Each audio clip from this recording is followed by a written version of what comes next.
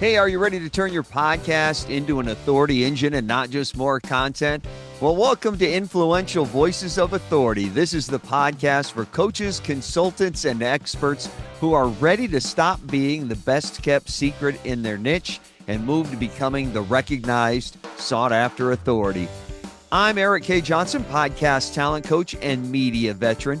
In every episode of Influential Voices of Authority, I sit down with industry leaders and visibility experts to uncover how they use their voice, their message, and their platform to build trust, grow their audience, and attract premium clients. Welcome to the show. You know, when it comes to social media marketing, so many people think there is some magic formula to it all. But social media marketing is just that. It's marketing. You just need to understand the fundamentals of marketing. Social media marketing isn't any different than any other marketing. It's not about the content, it's not about the algorithms, it's not about the features or trying to get your social media content to go viral. All you really need is anything you need when it comes to marketing. You need a clear offer, you need clear messaging, and you need a lead generation system. Like you need a funnel to bring them through.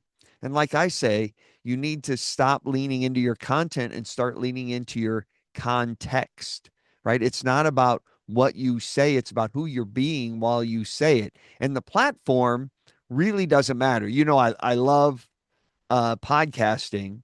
But when it comes to podcasting or social media marketing or anything else, marketing is marketing. Great marketing principles don't change. It's just the platform that changes. You might be doing it on social media. You might be doing it on your podcast. You might be doing it on your YouTube channel. Really doesn't matter. The platform's not what matters. It's the message. It's who you're being that matters. You know, I love podcasting. I think podcasting's the strongest tool that you can use when it comes to building relationships. But what I teach you about building your authority and becoming influential in your space is really sort of platform agnostic. Like the platform really doesn't matter. I love podcasting because I think podcasting is such an intimate medium. We're listening to it in earbuds. It's really a one-on-one conversation. When you and I are watching a video, we see the exact same thing on the video. Very little left to the interpretation or the imagination. When I tell you a story on a podcast and you're listening there in your earbuds, wherever you are, driving your car out on a run, on your bike, whatever you're doing, you and I are just having a one-on-one conversation. And the stories I tell come to life in the theater of the mind. And that's what makes it so powerful when it comes to building relationships. But when it comes to building your authority in marketing, platform is a platform. Doesn't matter where you are. Platform is built everywhere. I think podcasts are great at building relationships, but you need to be wherever you can be to build authority. Don't run yourself ragged, but share your message in a unique way. And the same thing is true with marketing as it is with building your authority. Clarity beats visibility. If your message isn't clear, it doesn't matter how visible you're going to be. You have to have your message dialed in. And authority requires consistency. You can't just show up every time you need money and expect somebody to hand it out.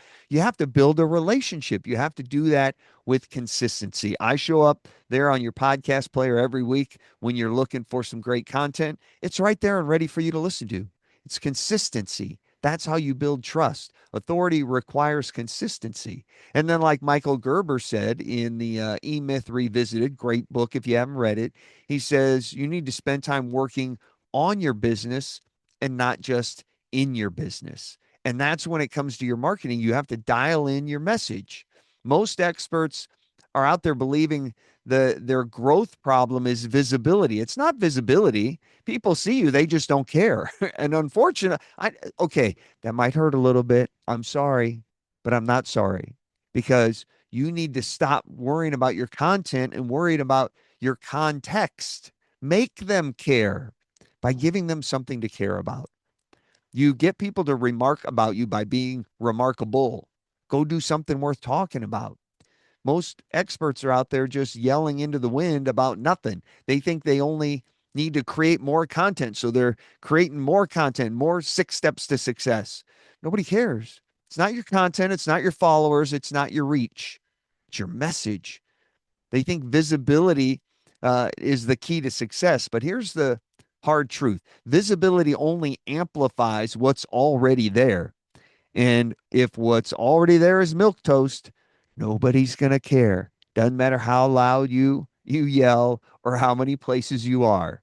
If your offer isn't clear, if your messaging isn't compelling, if you don't have a system and a funnel dialed in to capture the leads that you're creating, then more visibility isn't going to solve your problem. It's not. You have to fix the problem at the root cause, which is exactly why I've invited Louise McDonald on the show today, because she's amazing. She is the host of the Social Media Takeaway podcast. It's a great podcast if you haven't listened to it. It's the marketing podcast tailored to coaches, consultants, and online entrepreneurs who are eager to harness the power of social media for effective sales and lead gen. If you want to get over and check it out, it's called the Social Media Takeaway. All right. She's also, not only is she a host of a great podcast, she's also an award-winning social media strategist. She's an international speaker and a 4-time best-selling author. She's also the founder of sellonsocial.media, which is a great digital marketing agency and academy. You're going to love my conversation with her. Get ready to take some notes and enjoy my interview with Louise McDonald. Louise, it's so great to see you. Thanks for being here today. Well, thank you so much for inviting me to be here. It's a pleasure. Absolutely. So tell me a little bit about how you use your podcast to grow your authority in your space. Yeah, so my podcast is called The Social Media Takeaway. And the reason it's called that is I want people to take away something from it. So I speak to experts from every area to do with marketing, social media. And the goal of the podcast is to help business owners to use social media more effectively to find new sales and leads. So how I use it is that I invite guests, which I can have conversations that I find very interesting. My style on my podcast is that I really like to go deep as we can into the subject matter. So, I'm 17 years working in this industry, so I have a lot of experience. I have a lot of, I've done a lot of coaching, a lot of training. So I let the conversations be as organic as they can be, because of that. So yeah, that's the goal of it, is that people can take away something, and they can improve how they use social media to find customers. There's a lot of ways to use your podcast to connect with potential clients. You can turn your listeners into clients. You can interview current clients and upsell them. You can interview JV partners and get them to promote you to their audience. You can interview mentors. There's so many ways. What's your favorite way to use your podcast? Kind of a little bit of both. So I work a lot with a lot of JV partners. So, we've worked with many partners. We've worked for years. We have a really good relationship, and we would, cross promote each other on our podcasts. But also, I have clients that have very interesting stories to tell, and I think that the listeners can learn from their experience. So I've used it that way as well, and then sometimes. I do solo episodes as well, Eric. So sometimes if there's something that I really want to say, some things I really want to get out, I do a solo episode, which is a lot more work, as you probably know. Interviews are so much easier. You just come up with some great questions and have a conversation with somebody. What percentage would you say are solo episodes? Oh, my solo episodes, it's only like about, I'd say, less than 5%. Oh, Um, okay. Yeah, and so it's mainly interview based, but because I've done a lot of training and coaching, I am used to thinking on my feet. So, for some sessions, I do like to do it by myself, but yeah, I just find it takes a huge amount of time. And yeah, so I've stuck to the interview scenario for quite a lot. Let's go back to the day that you launched your podcast. That very first day you hit you hit publish on that first episode. What kind of emotions were you going through, and what kind of thoughts were going through your head when you hit publish? Oh, it was, it's such a great experience. And I know that I would have used my own social media channels with all our teasers to, to reach, to promote the podcast and obviously my email list. And I remember, Eric, I used to get such a kick that I'm based in Ireland here. So I used to be very easy to find out where you were in the business charts for the business podcasting charts. And for some reason, the website that I used to use doesn't do it anymore. But I used to get such a thrill to see where I would be in the charts. And, not every episode got right up there, but quite a lot of them, would have hit the top 10, and some of them were number one for quite a while. So I would just get such a kick out of that. I'd be like constantly going in and refreshing on my phone to see where I was in the charts. So no, but it is, and it is great to share. It's great to share, when you have colleagues that you respect and colleagues that have a lot of experience and a lot to say. And it is a wonderful opportunity to be able to showcase them. So I remember my first guest, Ross Brand, and he was just so helpful and so nice. And I'll never forget him being my first guest. And he was so kind to me because he knew it was my first show.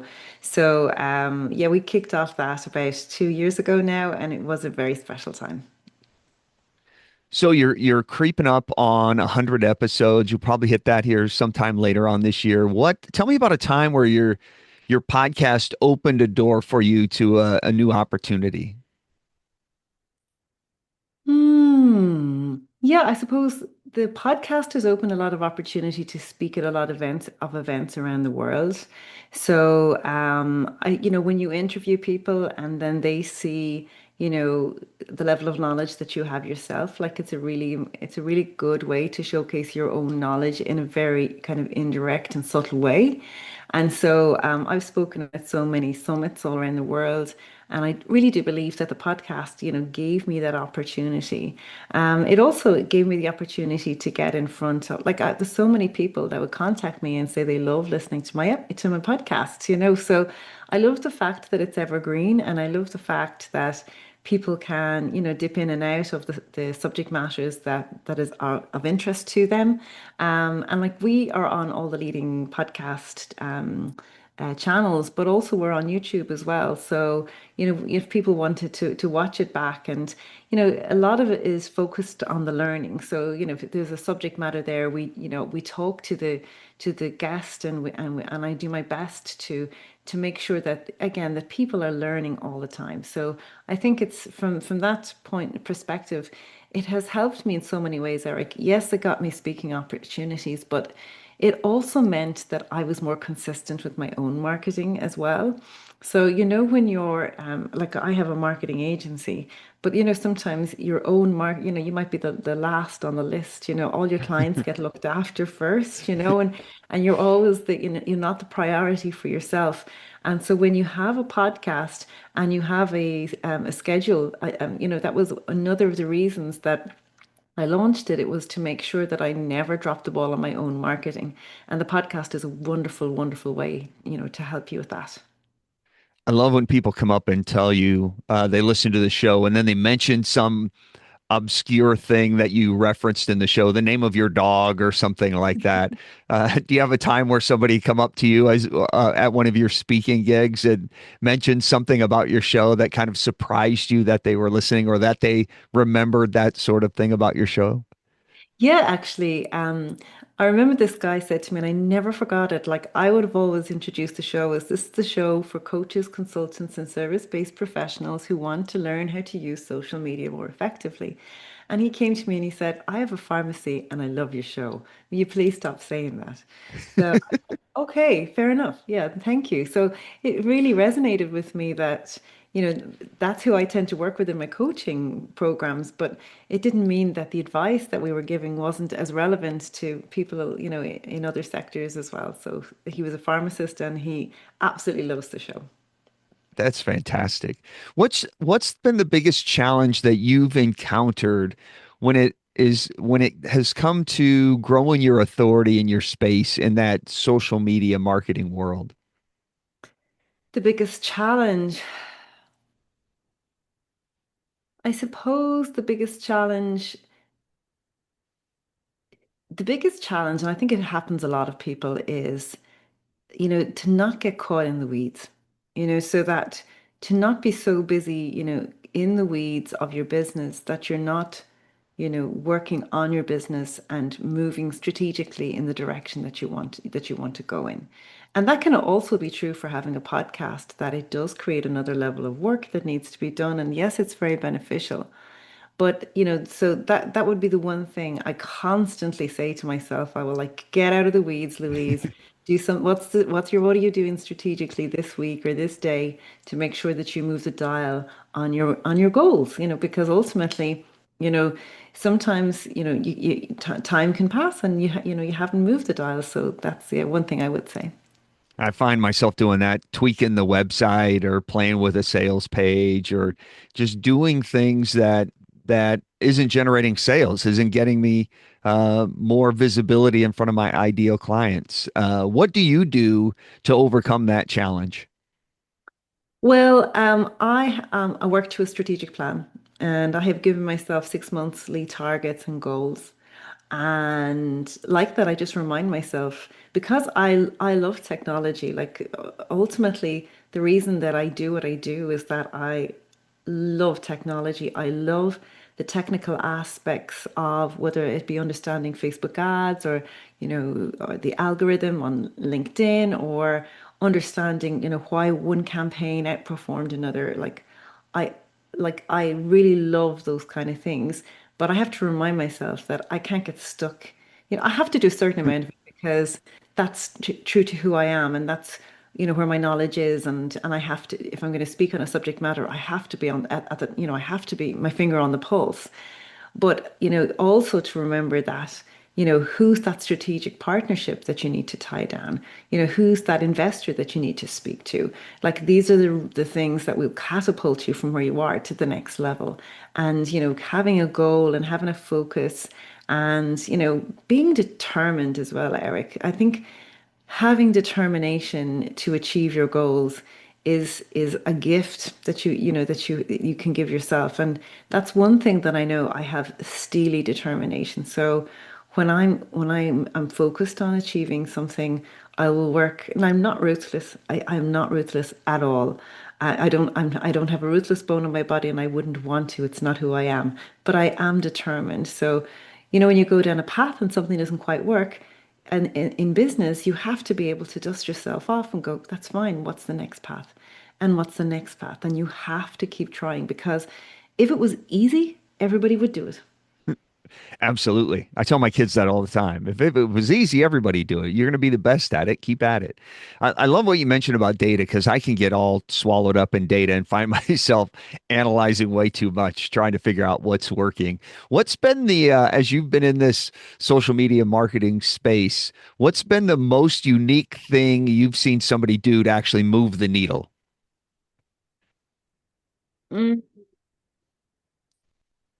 I'm in this business a long time, Eric. I started off, my business, had very many different names and focuses, and depending on where I was in my life, and depending on where I was with family and things like that, and time that I could give to business. But I would say, in general, and I say this all the time, like, I wrote my first book, like that, Facebook Marketing, The Essential Guide, back in 2017. Okay. And that book, like a lot of the stuff in it would be out of date in terms of Facebook, but the basic strategic principles that are running in that book don't change. And that would be very much my mantra that I say to people, is that people think that social media marketing is about social media, but really it's about marketing. And when you get the basic things right in marketing, and like the basic things right consistently, that is what moves the dial. And until you have what I like to call alignment in your marketing, then you can find that whatever you're doing just may not be working, or may not be working as much as it could be. What's the biggest mistake or assumption that the incorrect assumption that people make in marketing that it completely derails them? the biggest, there's two big problems and there's a third one as well. But the most common, like, so I have created this, what I call a social selling assessment. So I believe that, again, back to my thing that people think that social media marketing is about social media. They think it's about potentially going viral or knowing the new feature. And I'd be like, well, it's not at all. That's just a lot of it is a lot of like hot air. Okay. So the basic thing that people think people tend to get wrong. So I've surveyed 800 people have taken this social selling assessment, when people take the assessment, it helps them learn, what they're doing well, what they're not doing well, where they need to pay attention. Because if they can score high across all four categories in the assessment, chances are they're going to be using social media to find customers. And if they don't score well across even one or more than one, that's when they need to make some changes and it will have a big impact in terms of moving the dial for them.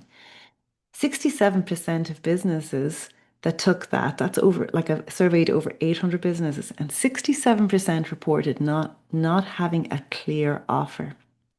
So I don't mean somebody saying, oh, I offer one-to-one coaching, or oh, I offer group coaching, or oh, I offer consultancy, or I'm running a retreat.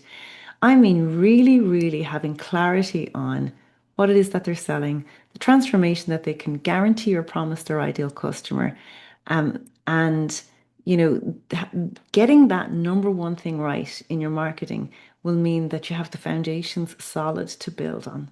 And in my experience of working with businesses, and sometimes I can have somebody who's starting off and they're not clear, and sometimes I can have somebody who's in their business a long time and they come to me and they obviously need help. And we always end up fixing their offer. So that, like, 67%, it's a very common problem. So if you don't have clarity in your offer, no matter what you do on social media, it won't be effective. And if you go on social media and you happen to go viral with an amazing video or something that goes, like, is seen by hundreds of thousands or millions of people, but on the back of it, if you don't have a clear offer and you don't know how to persuade them and you don't know what to say to them about your offer, then it doesn't matter if you go viral because it won't get you business. So that's the Yeah, first big. there's that saying in marketing that great marketing just makes a bad product fail faster. Right. Exactly. And so if you don't have your offer dialed in and you don't have your product dialed in and you have no idea what you're marketing, then all of the marketing in the world isn't going to save your business. And sometimes it's not even that people don't have any idea. It's just that they don't have absolute clarity. Yeah. And if there's any vagueness there, if there's any, like, if they keep, sometimes I will say as well, people sometimes keep changing direction. And if they keep changing direction all the time, it's very hard for your audience to understand really what you're about if you keep changing direction. That's the first thing, the clarity in the offer. The second thing would be that, like, two-thirds of businesses don't have a lead generation system. I can't remember the stat now off the top of my head, but like a very high percentage of people didn't have an email list, or were not actively working to grow their email list. Now, I tell people I'm a social media marketer, but number one reason you use social media to grow your email list. The people who make the most money from social media aren't the ones with the most followers, they're the ones with the biggest email lists because you own your email list. Your email list is made up of people who are 6 to 7 times more likely to buy from you. They're more likely to recommend you. So if you don't have a lead generation system, you're going to have fewer leads. Oh, I hope you're jotting down some great notes here from my conversation with Louise. She is dishing up some great nuggets and some great lessons today. One thing I want to be sure that you take away, the one thing I want to be sure that you catch here in this conversation is the point that businesses that win are not necessarily the ones creating the most content. Businesses that win are the ones with the clearest message, the strongest offer, and the best system. That's the big takeaway. Listen to exactly what she's telling you.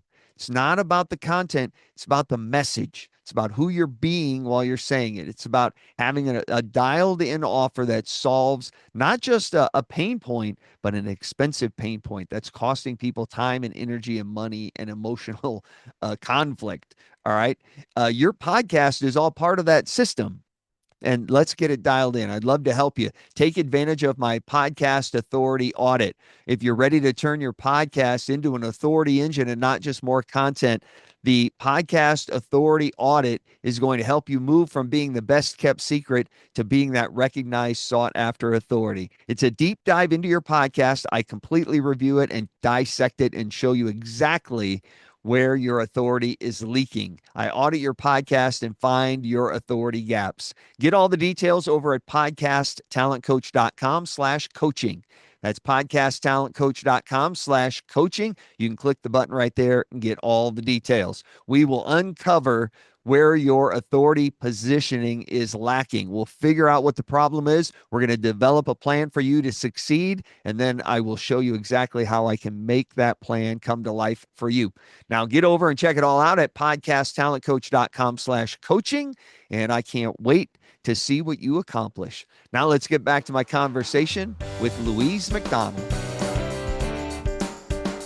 I know that some of the social media platforms will block a link if you put it in there, or they may not block it, but they may not show it to nearly as many people.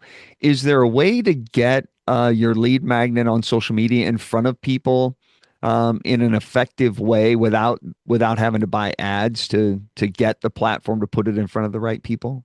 Well, it's a combination of being very clever about how you create your content and running ads. Like if you're serious about growing your business, you're going to need to run ads. You can't depend on organic growth. You can't depend on organic reach. You can't cross your fingers and hope that the algorithm's going to show your content to the people that you want to see it. But here's the really Can I ask you one question about that running ads? What would be an effective ad budget? Like, do I have to spend hundreds of dollars, thousands of dollars, tens of dollars? What am I looking at? It really depends what platform that you're talking about. So Okay. if you're talking about LinkedIn, now there is where organic reach is still really, really possible if you have the right, I mean, with the right content, which is really obviously really, really important. And then if you're using like the paid version of, so if you have Sales Navigator or if you're using LinkedIn Premium, you do have additional functionality that lets you not run ads because the ads on LinkedIn are quite expensive. Now, if you're selling something which is very high ticket, well, then you may be looking at LinkedIn ads. On Facebook and Instagram, the meta ads. So for example, myself, my platform where I hang out the most is LinkedIn, but I still repurpose my content onto Facebook and Instagram. And then when I'm running, let's say, a live event, like a free masterclass, I will run ads for that. And I will run the ads. I will start off maybe $20, $30 a day per ad set. I might run 3 or 4 ad sets at a time. But I have trained the algorithm, Eric. That's the key. So I'm on those platforms all the time. I'm running awareness ads all the time. So the algorithm knows who are the people who respond to my videos, who respond to my content when I put it out there. And then I run a very specific type of ad when I'm running like a live masterclass or a live webinar. I run like a conversion ad for leads. So I run a custom conversion ad where the conversion is considered to be when somebody gets to the thank you page having already registered for the masterclass. So it's really good because I can see what I've spent, how many people I've reached, how many people have clicked, and how many people have signed up to the webinar. And then I have tagged them a specific tag when they come into my CRM that I can then go and see, well, what did those people go on do? Like, did they go on to book a call? Did they go on to join the program? And so, you can say at the very end of your campaign, this is how much I spent. This is how many leads I got from the campaign. This is how many leads converted. But then you also have to think of that sometimes the coldest traffic are the traffic that comes from ads. So sometimes you're also looking at, okay, well, how many people from the last time I ran the ad campaign 2 or 3 months ago, and maybe they're beginning to convert now. So you're always looking, you have to be bringing new leads into your world and expecting that maybe they're not ready to sign up to your program immediately. Maybe they need to watch you and get to know you a little bit more. But now you're in the nurture phase with them. And if they did attend your live masterclass, you have nurtured them a lot more than than other people who haven't come across you in the first place. So yeah, so that's how I think Meta ads are like for so many businesses, they are amazing. And the algorithm on Meta is absolutely so powerful. It is wonderful. Now their AI ad creation is rubbish. Like, oh my God, it's like so bad. And like I would turn off because I run my own ads for myself. Like I would be like always wanting to do my own ads. I don't let my team do it for me. And I make sure I turn off all the AI, bits in the campaign, but still an ad will serve to me. And I'm like, I turned that off and it's on. So you have to be so careful now with the meta ads because they are turning on. There'll be another setting somewhere earlier on in the campaign you need to make sure you turn off. They're just not there yet. Like when I'm running an ad for my masterclass, it's my face. And I don't like, I have seen the AI where they have like put me with like amazing gray curly hair. And I'm like, that doesn't even look like me. Why would I want to do that? I have seen, I have seen some campaigns where they took a photo from a different campaign completely and put it with like my masterclass. And it's like, that doesn't make any sense. So Meta is fantastic in terms of the targeting and the retargeting that it does automatically within the platform, but their AI text is okay, but the image, no, no, no, absolutely not. Not at the moment, not for me anyway. You mentioned your assessment a little bit ago, your social selling assessment. Tell me a little bit about that. What does that do for somebody? And what does it assess, and what do I get out of it? Yeah, so the whole thing, Eric, is like, as I keep saying, is that people think that the problem, they're not thinking broad enough when they think about how they want to solve the problem of being able to use social media to find new customers. So that's the problem that like I solve for people, and I don't want to turn people into content creators or influencers, and I don't want to show people how to turn up showing what they're eating for their breakfast. I just want them to use social media effectively to find customers. And as I said, people think, the problem is just content, content, content. They just want to focus on creating content, whereas the problem is usually much broader than that. So what I say is if people take the assessment, so I have, again, here I go with the data. You're going to see how I love the data. So I've had people let's say, who've done my coaching program, and I've had them take the assessment before they took the program, and they might have scored quite low. One lady scored like 18%, another lady scored maybe 31, I think it was 31%. These two ladies stand out. And then by the end of the program, they were scoring 78% and 80%.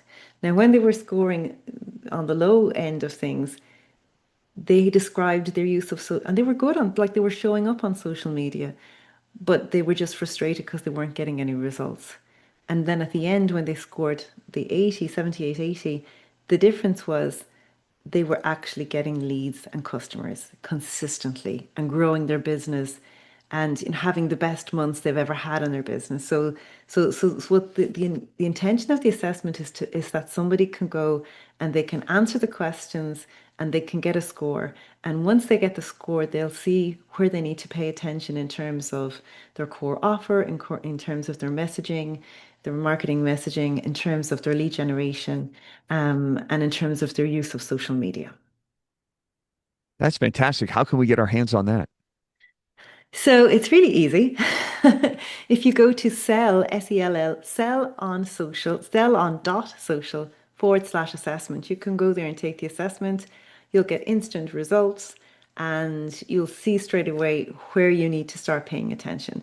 And if it's a case that you take the assessment and your score is low, I don't want you to feel bad because it's really common that it can be low. And even people that score like even 40, 50, percent, they can be doing a lot of things right. But until you're scoring over the 80%, that is where you can, as I say, it's this misalignment. If your offer needs a bit of fine tuning, if you don't have that clarity, then your marketing messaging, whether that be a sales page or an email or your social media content, just won't be as persuasive as it could be. And then if you don't have a lead generation system, or if your lead generation system doesn't connect directly to your offer, that's when the problems happen. It's sellon.social/assessment. Sellon.social/assessment. I'll also put it over at podcasttalentcoach.com/sellon so you can find it there as well. Louise, if you were to do it all over again, what would you do differently? Oh, what would I do differently? I always say I'd learn to say no. I'm not quite there yet, but I am getting better. Yeah, I'd learn to say no a lot more. Um, I think that would be one thing I would do. I would what else would I do differently? I don't know what else I would really do. I've had a great journey. I love what I do. Um, like I have a lovely lifestyle.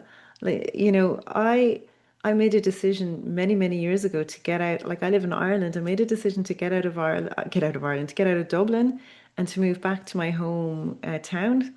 And initially, like it's in rural Ireland, and it took me a long time even to find a job.